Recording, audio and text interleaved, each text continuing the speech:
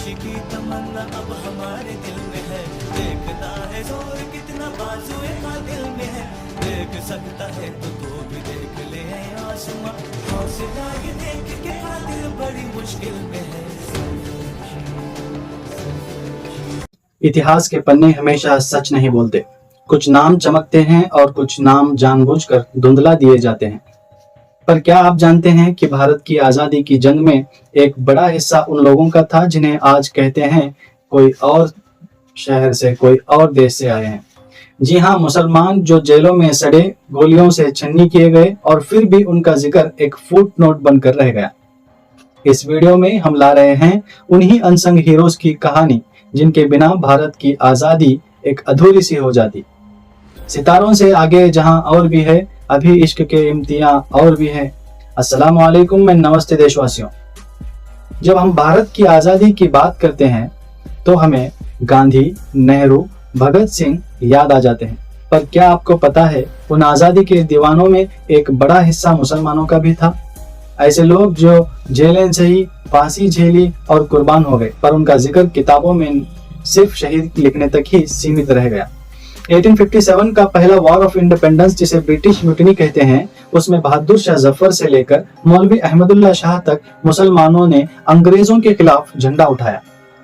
मौलवी अहमदुल्ला शाह फैजाबादी को अंग्रेज रूहानी सिफे सालार कहते थे। उन्होंने अवध में ब्रिटिश फौज को बहुत जबरदस्त सबक सिखाया था। मौलाना फजल हक खैराबादी, जिन्होंने फतवा दिया कि अंग्रेजों के खिलाफ जिहाद फर्ज है।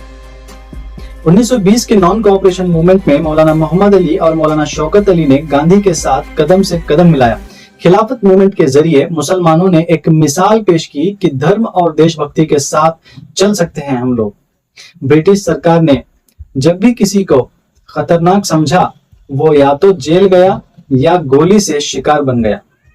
मौलाना अबुल कलाम आजाद आजादी के इतिहास के एक बड़े पिलर माने जाते हैं। 1930 से लेकर 1940 में उन्होंने कई बार जेल भेजा गया था।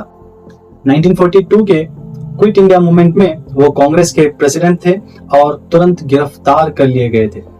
खान अब्दुल गफ्फार खान, जिन्हें नॉन वायलेंस को इस्लाम के जरिए अपनाया, उनकी रेड शर्ट आर्मी ने ब्रिटिश के छक्के छुड़ा दिए। उन्होंने 13 साल से ज्यादा जेल में गुजारे। The leader newspaper of Allahabad edition 15 अगस्त 1946 में इसका जिक्र भी है। The government has arrested over 200 Muslim clerics in Uttar Pradesh for inciting nationalist sentiments in Friday sermons।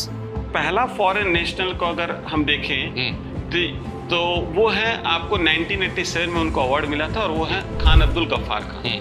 Khan Abdul Gaffar Khan का हमारे आज़ादी में भी बहुत योगदान है। उन्होंने एक आंदोलन चलाया जिसको बोलते हैं रेड शर्ट मूवमेंट, और उनको फ्रंटियर गांधी बोला गया। फ्रंटियर गांधी क्योंकि वो जिस एरिया से आते थे वो अब पाकिस्तान और अफगानिस्तान का बॉर्डर लगता है, पश्तून ट्राइब से थे और हिंदू मुस्लिम सौहार्द बढ़ाने में बहुत ही योगदान किया था। मौलवी Syed Ahmad accused of delivering seditious speeches in Bid district sentenced 5 years rigorous imprisonment। British हुकूमत ने सेंसरशिप के लिए vernacular press act 78, vernacular press act, seditious act जैसे काले कानून बनाए। फिर भी कुछ मुसलमान पत्रकार ऐसे थे जो अपने राइटिंग्स के जरिए अंग्रेजों का सच दिखाते रहे। मौलाना हसरत मोहानी, उन्होंने सबसे पहले इनकलाब जिंदाबाद का नारा दिया। वो एक पत्रकार, कवि और क्रांतिकारी थे। ब्रिटिश ने उनको कई बार बंदी बनाया। अब्दुल हलीम शहरर, उनकी उर्दू राइटिंग्स ने एक पूरे नस्ल में आजादी की भूख जगा दी। अफसोस की बात यह है कि आजादी के बाद मुसलमान फ्रीडम फाइटर्स को या तो भुला दिया गया, जहां या तो जानबूझकर इनका नाम मिटा दिया गया। लेकिन हकीकत यह है कि मुस्लिम पर्सनालिटीज ने गांधी जी के साथ फास्ट किए, रोजे रखे, जेल गए, जेल में टॉर्चर भी सहे।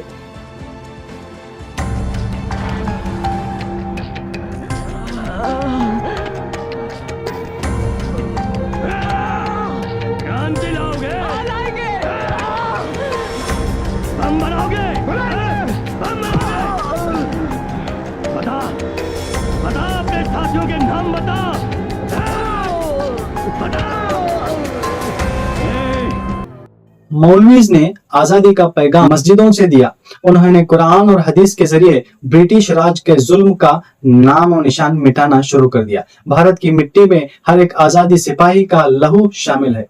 हिंदू हो या मुस्लिम, ये कहानी सिर्फ एक कौम की नहीं, एक जज्बे की है जो कहता है आजाद सिर्फ एक शब्द नहीं, एक कुर्बानी का नतीजा है।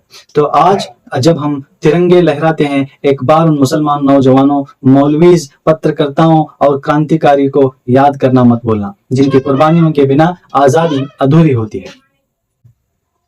बहादुर शाह जफर का एक शेर था, कितना है बदनसीब जफर दफन के लिए, 2 गज जमीन भी ना मिली कुए यार में। ऐसे वीडियोस के लिए वॉइस ऑफ इंडिया को like, comment, share and subscribe जरूर करिए। जय हिंद।